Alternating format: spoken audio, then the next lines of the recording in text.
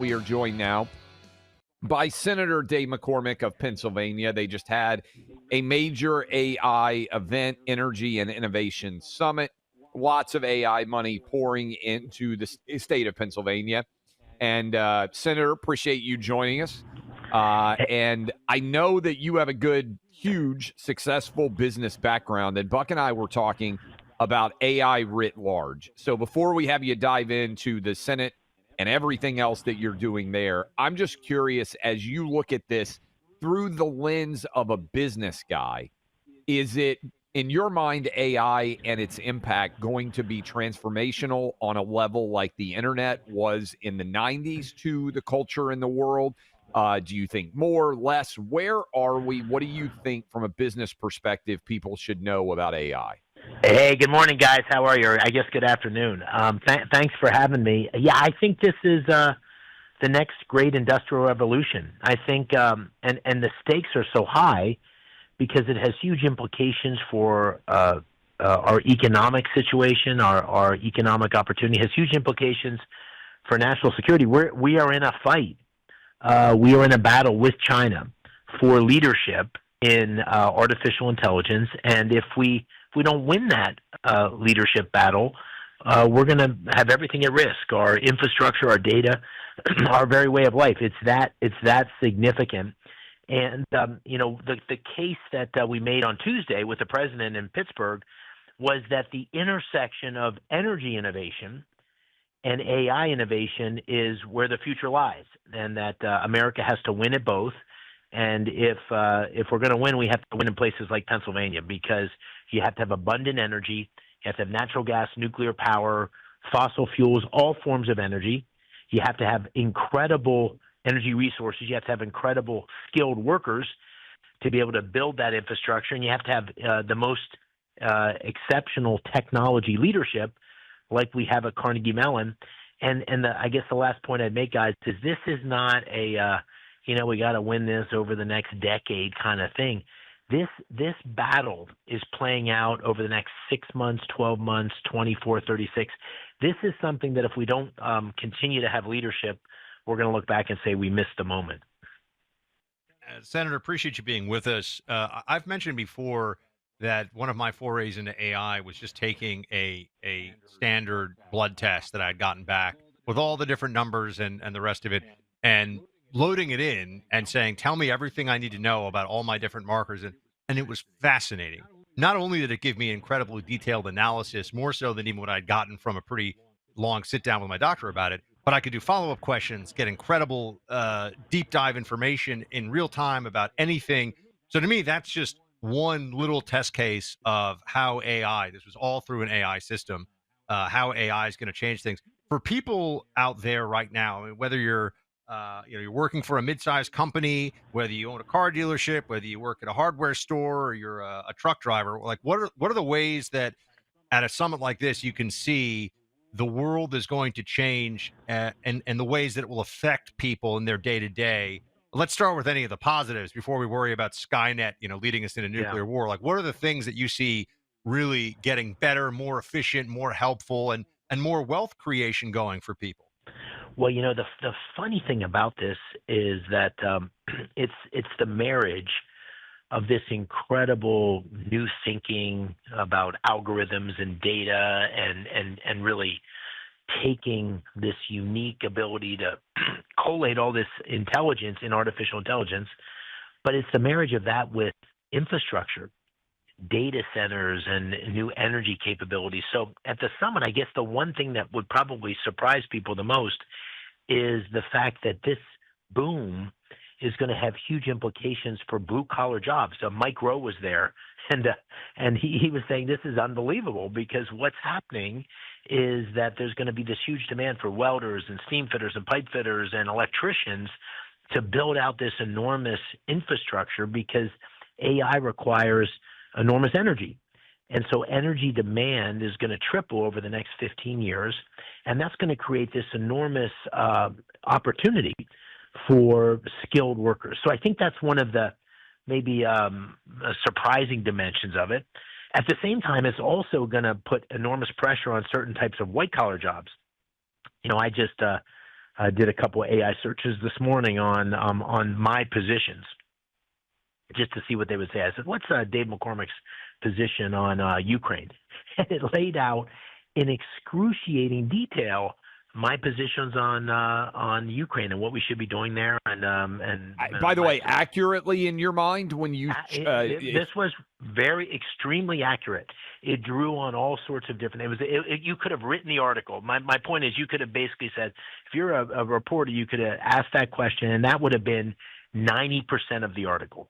And so it's going to put pressure on all sorts of white-collar opportunities, which are, and in the software industry. I was with Satya Nadella not long ago, the CEO of Microsoft, and I asked him the impact. He said, 90%, 80% of the development work that our software developers used to do can now be done by AI, which is really good in his mind, because that allows our developers to focus on the 20% or the 10% that's the highest value. But this is going to put enormous pressure on certain types of jobs. And listen, this is a new reality. So my view is that America and Pennsylvania needs to embrace this change and be at the forefront, be leaders in it, because unfortunately it's inevitable, and the stakes of not being the leader are so high. I think what you just said is so interesting there about the search that you did on your policy on Ukraine. I have been hammering this for a lot of writers out there, and I'm sure you've seen this a lot, Dave, from the background of a business guy. So much of life is figuring out what added value can you provide, right? I mean, in whatever job you do, what can you do that's better than the average guy or gal that might be doing your job? One thing that I think this is going to require of everybody is mediocrity is going to be replaced quickly by AI. So whether you're selling cars or whether you're writing articles or whatever you are doing in the larger universe, I would suggest familiarize yourself with AI, because it can take you to a different level of excellence. But if you're not pursuing excellence in what you do, you're going to be very replaceable. Would that be a good contextualization, you think, business-wise? I agree with you 100%. And I also think, listen, this changes, and it's hard. I mean, there's a lot of anxiety out there, and I understand that. And there are genuine and legitimate concerns about the national security implications of AI, the privacy implications. So there is, as Buck said, there's pros and there's cons. However, it is coming.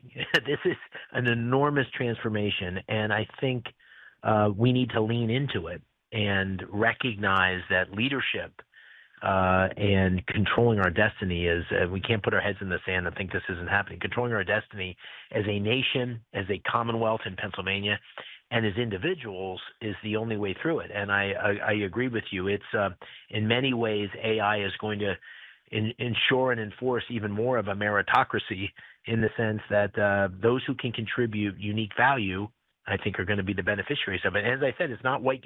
It's ironic. The irony is, I think those with unique skills in the building trades and the blue collar world may have a really unique moment. Senator, I saw that that Google is working through, what is it, Brookfield, and this came up at the AI Summit, to get access to hydroelectric power plants, right? So the energy needs of this AI revolution are going to be a challenge all on its own and all on their own.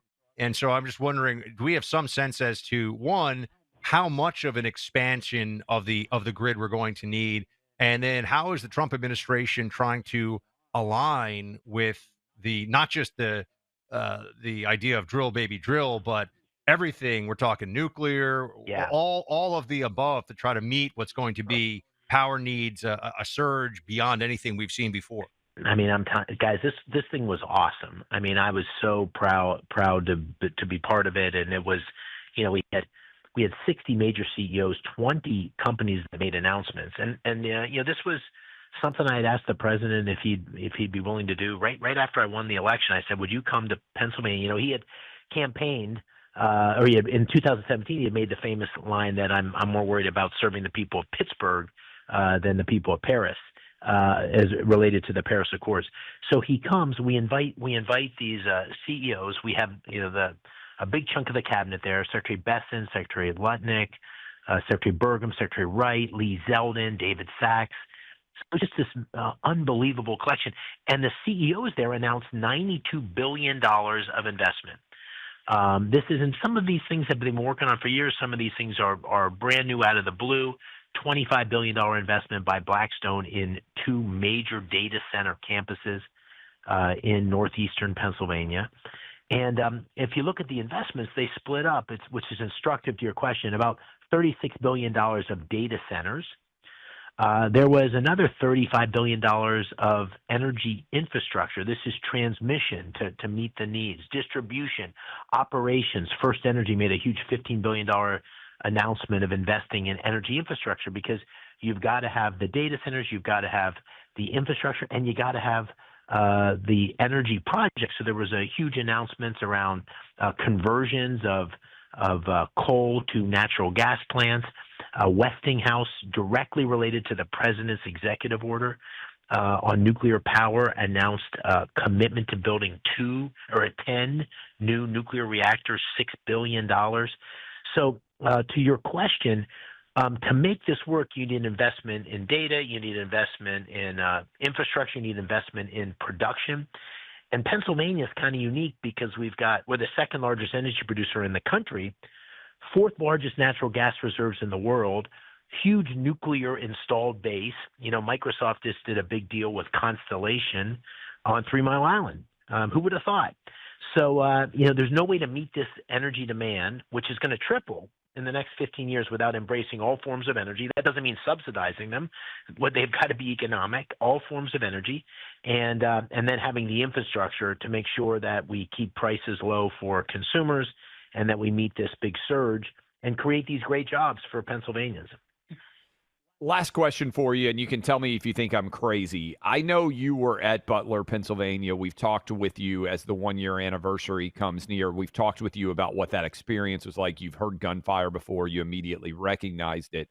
I said on the show this week, as we talked about the 1-year anniversary and the implications and significance, that I thought Butler, PA, that location, should become a national monument of sorts, used as a not only historical location, but also as a testament to combating political violence.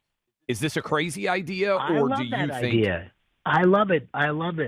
Clay, and I loved it too, Senator. So Clay's getting a lot of traction here. A lot of the audience thinks well, so. Can I help you? And you've got a lot more influence on this, but this is your state. I don't want that place. And look, I live on the battlefield of Franklin, Tennessee. You know I'm a history nerd. Yeah. Sometimes history gets paved over, and we forget decades, 100 years later. You're like, man, I wish I could really see this battlefield, or I wish I could experience the significance of this place as it might have looked then and understand why it's culturally resonant. To me, Butler can be that, not only today, but I think as the passions of the day fade, for kids and grandkids out there who want to study the Trump era and understand how close we came to disaster there, I like the idea of creating a monument that's opposed to political violence.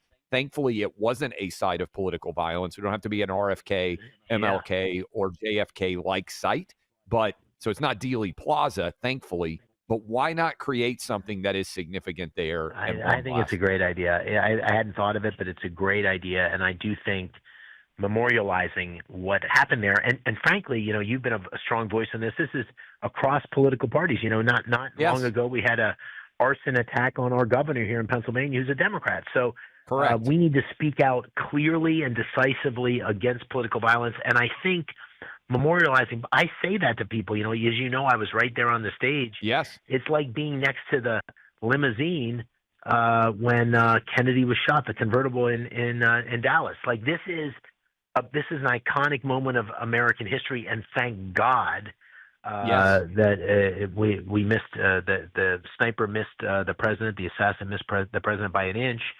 And I love the idea of memorializing that. So that's something maybe we can talk about offline. But I like that idea, Clay. And you're a font of good ideas. Is he always like this, Buck?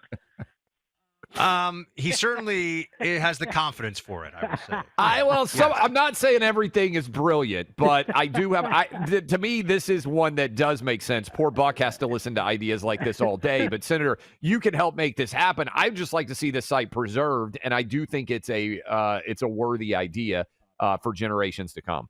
It's a great idea. Let me run with it. Thank you, Clay. All right, thank you. That's Senator Dave McCormick. Thankful that he won. Great state of Pennsylvania. We'll come back. We'll talk more about this and more. 800-282-2882. But I want to tell you, I was in Atlanta, thanks to our affiliate down in Atlanta for hosting me for the All-Star Game and the Home Run Derby.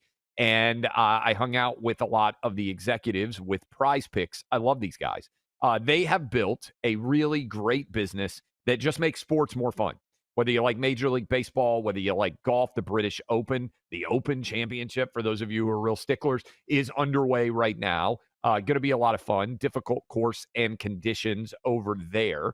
But whatever you like, golf, tennis, football, basketball, baseball, whatever your sport is, you can have more fun with it at Prize Picks. And they'll give you $50 to test it out when you play just $5 all over the country. PrizePicks.com, code CLAY. That is prizepicks.com, code CLAY. Get hooked up today. Check it out. I promise you're going to love it. We're going to have picks for you during football season, and hopefully we can get some more winners. Prizepicks.com, code CLAY.